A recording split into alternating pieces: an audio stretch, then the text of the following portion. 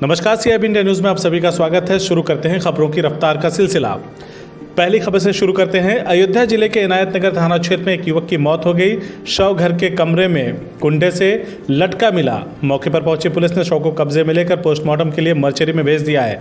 मामला अयोध्या के इनायत नगर थाना क्षेत्र के आदिलपुर गाँव का है, जहाँ के निवासी जयप्रकाश तिवारी के संदिग्ध परिस्थितियों में मौत हो गई। घटना उस वक्त हुई जब युवक की मां घर से बाहर दवा लेने गई थी।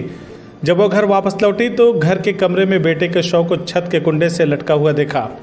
परिजनों ने घटना की सूचना पुलिस को दी। मामले में आत्महत्या की आशंका व्यक्त की जा रही है। वहीं क्षेत्राधिकारी मिल्कीपुर जयप्रकाश सिंह ने बताया कि घटना आज सुबह करीब 10 बजे की है, जब परिजनों ने युवक की मौत की सूचना दी थी। सूचना प्राप्त हुई कि जयप्रकाश तिवारी सन ऑफ हृदय राम तिवारी अपने घर के कमरे में कुंडे पर फांसी लगाकर आत्महत्या कर ली। इसकी सूचना इनकी मां द्वारा, जो उस समय उससे गई थी दवा लेने, घर में घुसने के बाद देखा और उन्होंने लोगों को बताया। इस सूचना के प्राप्त होने के बाद चौकी इंचार्ज हैरिंगटनगंज राजेश यादव मौके पर पहुंचे और उनके द्वारा पंचनामा भरा जा रहा है। बढ़ते हैं दूसरी खबर की तरफ। अयोध्या जनपद के रौनाही थाना क्षेत्र में 3 दिन पहले लापता हुई महिला का शव बरामद किया गया है। पारिवारिक कलह के चलते हत्या का मामला बताया जा रहा है। मामले में अभियुक्त महिला के दिव्यांग पति को गिरफ्तार कर लिया गया है। ये मामला अयोध्या के रौनाही थाना क्षेत्र के इब्राहिमपुर देवली गांव का है, जहां की निवासी महिला उषा पिछले 3 दिन से लापता चल रही थी। परिजनों ने इसकी सूचना पुलिस को दी थी। काफ़ी खोजबीन के बाद इब्राहिमपुर देवली गांव के पास झाड़ियों के बीच स्थित एक कुएं में महिला का शव पुलिस ने बरामद किया है। बताया जा रहा है कि महिला उषा कि उसके पति अंगद से अक्सर तकरार होती रहती थी। पारिवारिक कलह के चलते पिछले लंबे समय से दोनों में आपस में विवाद होता रहता था। सब इंस्पेक्टर सुनील सिंह यादव की माने तो 3 दिन से गायब उषा के बारे में जब पुलिस ने उसके विकलांग पति अंगद से सख्ती से पूछताछ की तो उसने अपनी पत्नी की हत्या का जुर्म कबूल कर लिया।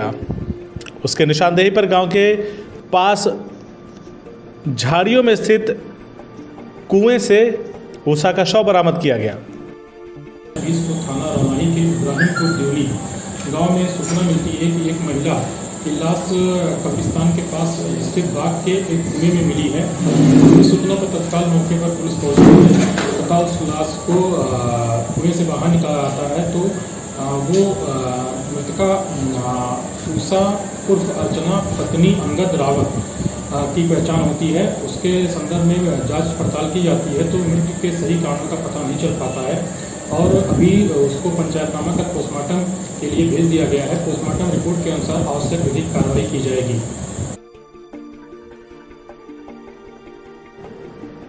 तो वहीं हरदोई में कोरोना वायरस के 4 नए केस सामने आए हैं। ये लोग शाहबाद पाली में मिले हैं। सिटी मजिस्ट्रेट जंग बहादुर ने सभी मामलों की पुष्टि करते हुए जानकारी दी है।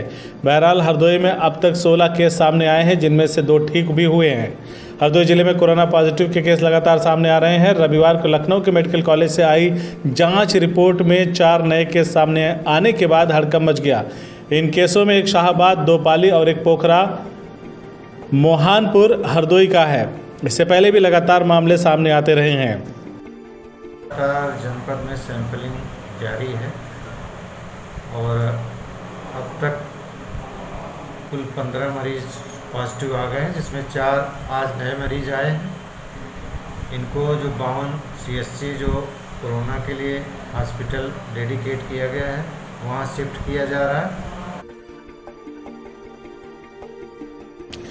तो एक खबर आजमगढ़ जिले से, जहां पर सीडीओ के निर्देश पर मनरेगा योजना के अंतर्गत कराए जा रहे कार्यों में उच्च गुणवत्ता लाए जाने के लिए प्रत्येक श्रमिकों की उपस्थिति 100% जारी रखने के लिए प्रत्येक ग्राम पंचायत में राष्ट्रीय ग्रामीण आजीविका मिशन के तहत गठित स्वयं सहायता समूह में से किसी एक सहयोग महिला को मेड के रूप में नियुक्त करने का निर्देश दिया गया तथा सभी रोजगार सेवक एवं महिला मेड को मोबाइल मॉनिटरिंग सिस्टम के माध्यम से श्रमिकों की हाजिरी लिए जाने के लिए प्रशिक्षण भी दिया गया। इस दौरान विकास खंड अधिकारी संगम सिंह, नीलिमा गुप्ता संयुक्त रूप से ग्राम पंचायतों में मनरेगा योजना अंतर्गत कराए जा रहे कार्यों का दोनों लोगों ने स्थलीय निरीक्षण किया। औचक निरीक्षण में ग्राम पंचायत मोमारीजपुर की महिला मेट आराधना पांडे अनुपस्थित मिली, जिसको खंड विकास अधिकारी ने तत्काल प्रभाव से निकाल दिया। मोमारीज की ग्राम पंचायत अधिकारी राबिया फिरदौस ऊजी की ग्राम पंचायत अधिकारी वंदना सिंह अनुपस्थित मिली। ग्राम पंचायत अधिकारी के विरुद्ध खंड विकास अधिकारी ने पत्र जारी कर दिया है और स्पष्टीकरण मांगा है।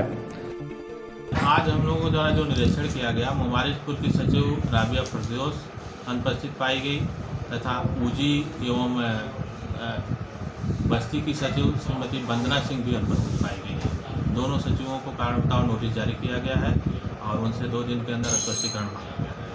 अगर स्पष्टीकरण संतोषजनक नहीं आता है तो उनके विरुद्ध कार्रवाई की जाएगी।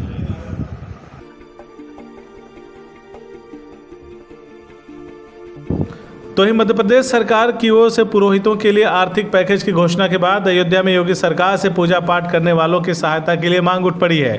रामनगरी में राम दल ट्रस्ट ने पूजा पाठ के जरिए अपनी आजीविका चलाने वाले पुरोहितों और आचार्यों के लिए भारी भरकम आर्थिक पैकेज की व्यवस्था करने की मांग की है।